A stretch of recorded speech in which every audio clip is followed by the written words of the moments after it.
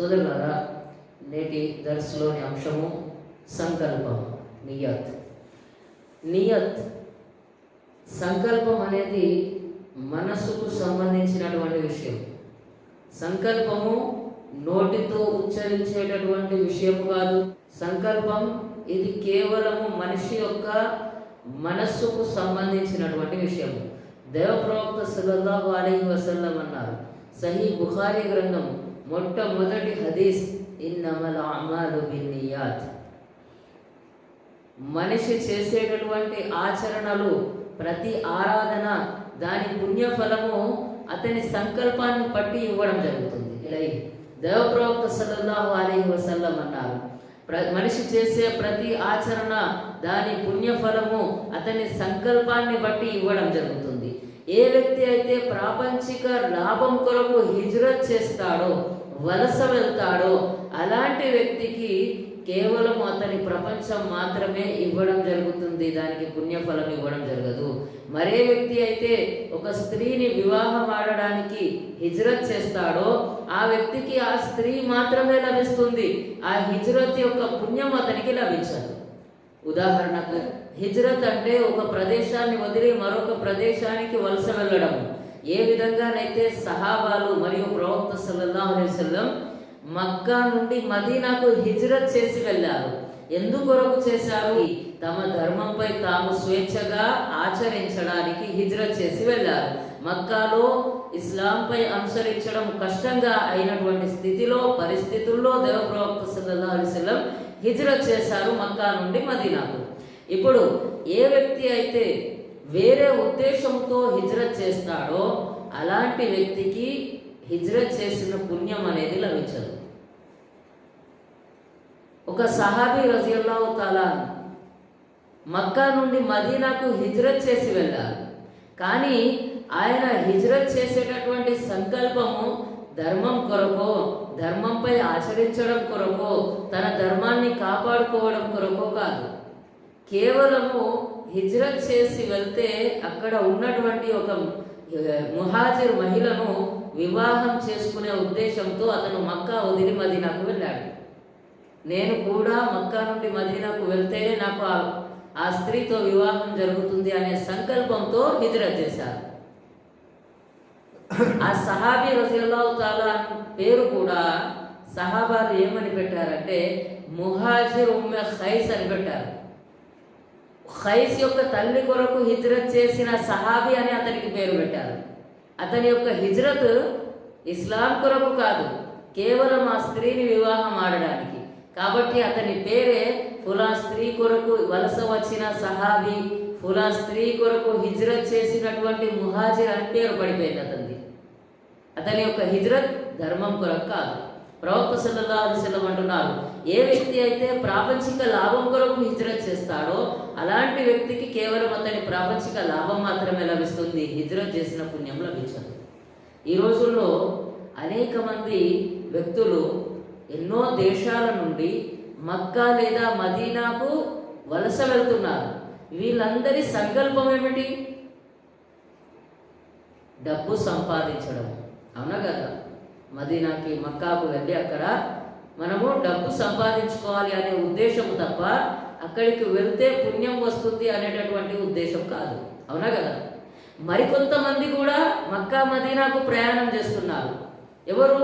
ఉమ్రాకు వెళ్ళేటటువంటి వాళ్ళు లేదా హజ్ యాత్రకు వెళ్ళేవాళ్ళు. వీళ్ళ సంకల్పం ఏమిటి? హజ్ యాత్ర చేయాలని, ఉమ్రా చేసుకొని రావాలని. వీళ్ళ యొక్క సంకల్పంలో పుణ్యము ఆశించి అల్లాహ్ కొరకు హజ్ లేదా ఉమ్రా కొరకు వెళ్తున్నాము అనేటటువంటి సంకల్పం ఉంది. మరికొంతమంది వెళ్ళే వాళ్ళు అదే ప్రదేశానికి, అదే మక్కాకి, అదే మదీనాకు వీళ్ళు కూడా వెళ్తున్నారు. కానీ వీళ్ళ యొక్క సంకల్పం ఏమిటి? డబ్బులు సంపాదించుకోవడం. అవునా కదా? కాబట్టి ఈ నియత్ అనేది నోటితో పలికేటటువంటి విషయము కాదు, మనిషి ఆచరించి చూపించేటటువంటి వస్తువు కాదు, మనసులో ఉండేటటువంటి సంకల్పం. అవునా కదా? ఏ సంకల్పంతో మనము ఆచరిస్తున్నాము, ఏ సంకల్పంతో మనము రోజా పాటిస్తున్నాము. దైవ ప్రవక్త సల్లల్లాహు అలైహి వసల్లం అన్నారు, మన్ స్వామ రమజాన ఈమానం వహ్తిసాబన్ గుఫిర లహు మా తఖద్దమ మిన్ జంబి.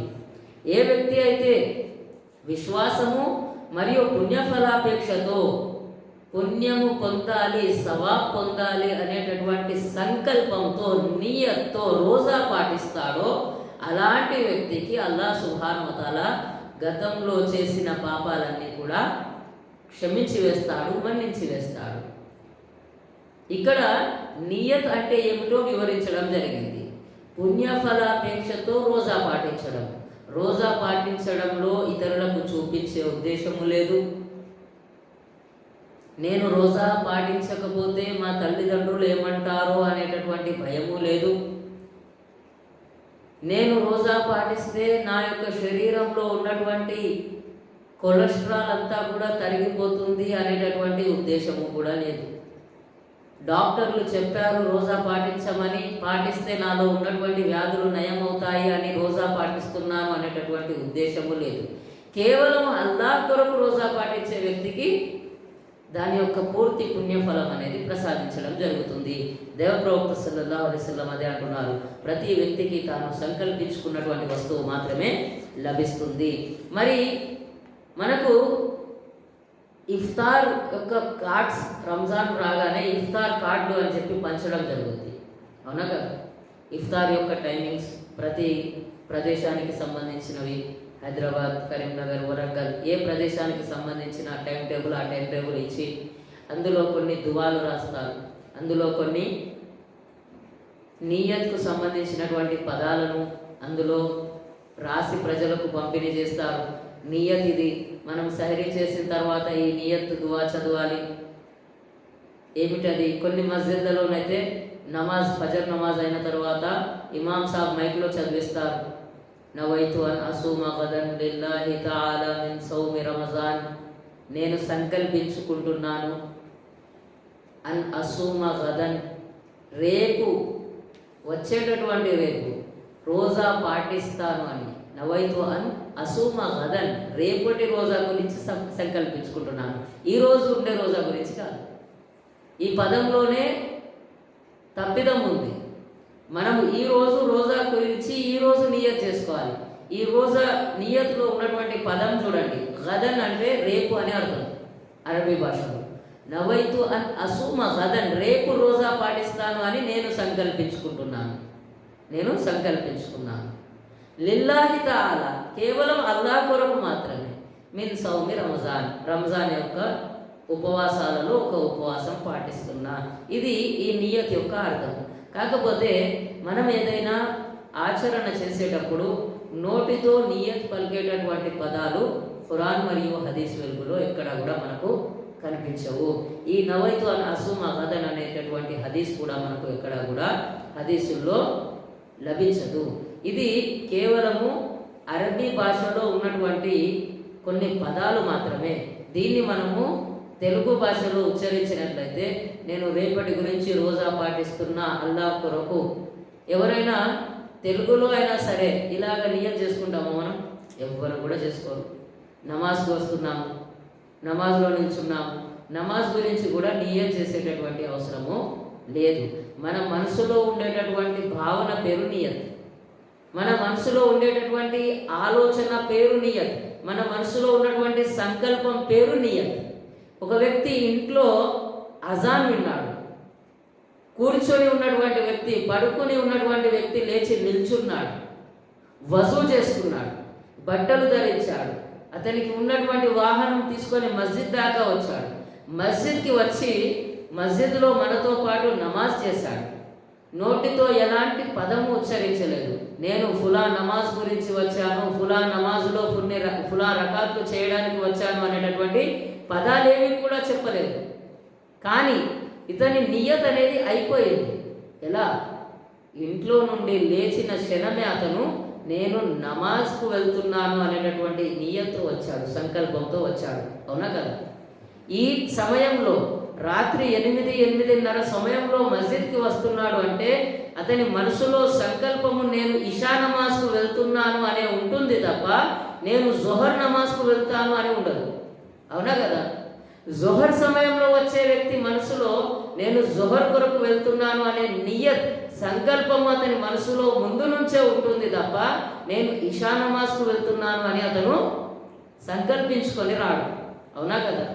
ఒక వ్యక్తి జోహర్ సమయంలో మస్జిద్కి వస్తున్నాడు, కానీ ఆ రోజు జుమా రోజు ఆ వ్యక్తి వచ్చేటటువంటి వ్యక్తి మనసులో నేను జుమా నమాజ్కు వెళ్తున్నాను అనేటటువంటి ఆలోచన ఉంటుంది తప్ప నేను జోహర్కి వెళ్తున్నాను అనే ఆలోచన ఉండదు. అవునా కదా? మన నియత్, మన సంకల్పం అనేది మన మదిలోనే పుట్టేటటువంటి భావన పేరు. అది మనము ఇంట్లో ఉన్నప్పుడే అది కలుగుతుంది. జుమాకు వెళ్తే జుమా అని చెప్తుంది మనసు, జుహర్కి వెళ్తే జుహర్కి వెళ్తున్నానని చెప్తుంది, మగరిబ్కి వస్తే మగరిబ్ నమాజ్ కొరకు వస్తున్నానంటుంది. అంతెందుకు, మీరు సాధారణంగా నమాజ్ సమయం ఏది కూడా కాదు, మస్జిద్లో ఏదో పని ఉంది మీరు జోహర్లో లేదా మగరిబ్ నమాజ్లో మస్జిద్కి వచ్చినప్పుడు ఏదైనా వస్తువు మర్చిపోయారు, ఇంటికి కూడా వెళ్ళిపోయారు, మళ్ళీ మీరు మస్జిద్కి వస్తున్నారు, ఇంట్లో నుంచి మళ్ళీ బండి తీసి బయలుదేరుతున్నారు. ఆ బయలుదేరేటప్పుడు మీ మనసులో సంకల్పం నేను నమాజ్కు వెళ్తున్నాను అనేది ఉండదు. అవునా కదా? నేను నమాజ్ కొరకు వస్తున్నాను అనేటటువంటి ఆలోచన ఉండదు. వచ్చేది అదే మస్జిద్కి, కానీ మీ మనసులో సంకల్పం మాత్రము నమాజ్ గురించి అయి ఉండదు. పునః వస్తువు మర్చిపోయినా ఆ వస్తువు తీసుకెళ్ళడానికి వస్తున్నా అనేటటువంటి సంకల్పం ఉంటుంది. అవునా కదా?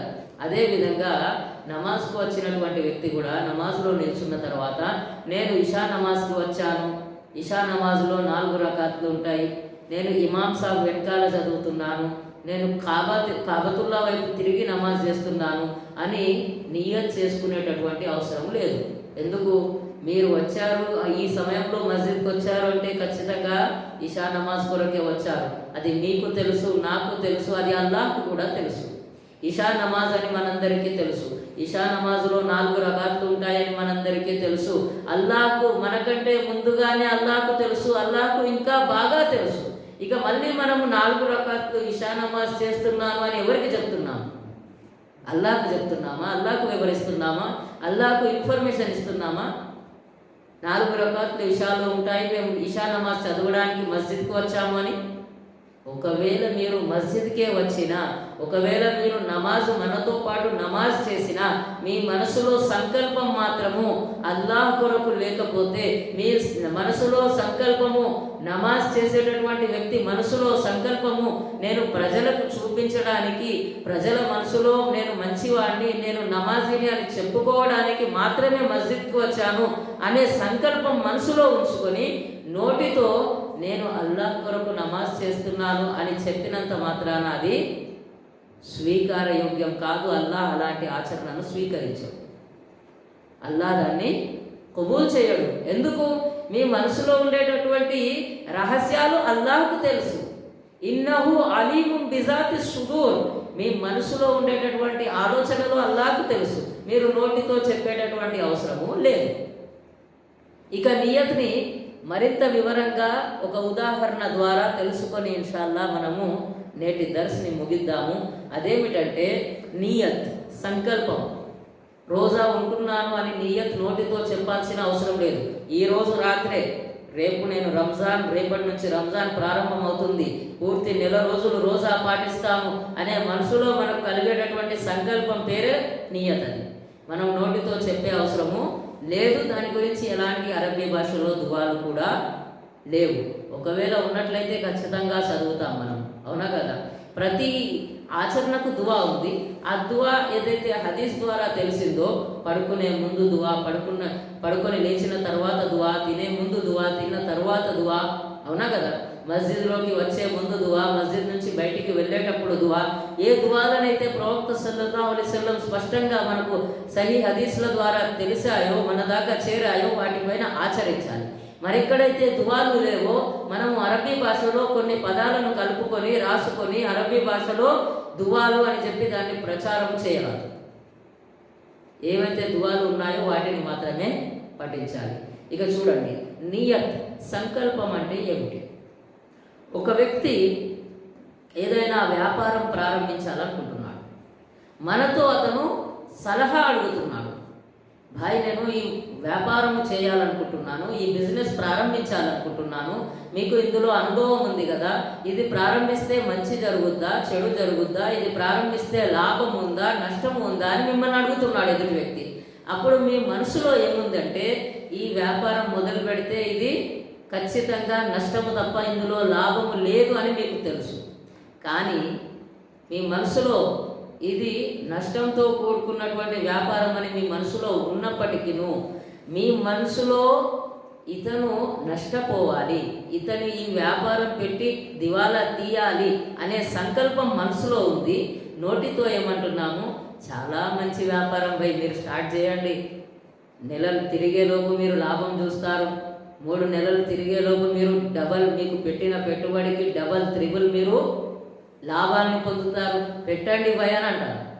నోటితో ఏం పలుకుతున్నారు, లాభం ఉంది మీరు పని చేయండి మొదలు పెట్టండి అంటున్నారు. మీ మనసులో సంకల్పం ఏముంది, ఇతను నష్టపోవాలి, ఇతని వ్యాపారం పెట్టి ఇతని దగ్గర పెట్టుబడి డబ్బులు కూడా అతని దగ్గర ఉన్నవి అయిపోవాలి, ఇతను పూర్తిగా నష్టాన్ని చూడాలి అనేటటువంటి ఆలోచన మీ మనసులో ఉంది. ఇప్పుడు చెప్పండి, నియత్ అనేది మనసులో ఉండేటటువంటి వస్తువా నోటిపై నుంచి వచ్చేటటువంటి వస్తువా? మనసులో ఉండేటటువంటి భావన. నియత్ అనేది బయటికి మనము ఆచరించి చూపించేటటువంటి వస్తువు కాదు, మన మనసుల్లో ఉండేటటువంటి భావన పేరు. మన మనసుల్లో ఉంది, నేను అల్లాహ్ కొరకు కాదు ప్రజల యొక్క మెప్పు కొరకు ఆచరిస్తున్నాను, ప్రజలు నన్ను గొప్పవాడు అని చెప్పాలి, నన్ను బాగా ఇతను భయము భక్తి గలవాడు అని చెప్పాలి, ఇతను మంచి అల్లాహ్ యొక్క దాసుడు అని మెచ్చుకోవాలి, ప్రజల ప్రశంసలు పొందాలి అని మనసులో ఉంది. నోటితోనేమో ఓ అల్లా నేను నీ కొరకు మాత్రమే రోజా పాటిస్తున్నాను, ఓ అల్లా నేను నీ కొరకు మాత్రమే నమాజ్ చేస్తున్నాను అని అబద్ధపు నియత్ అనేది నోటితో చెప్తున్నాను. అల్లా ఏది చూస్తాడు, నోటితో ఉచ్చరించేదా మనసులో నుండి వచ్చేదా? మనసులో నుండి వచ్చే భావన, ఇది నియత్, ఇది సంకల్పం అనబడుతుంది. ఇది తప్ప నోటితో ఉచ్చరించవలసినటువంటి అవసరము లేదు, నోటితో పలకవలసినటువంటి అవసరము లేదు.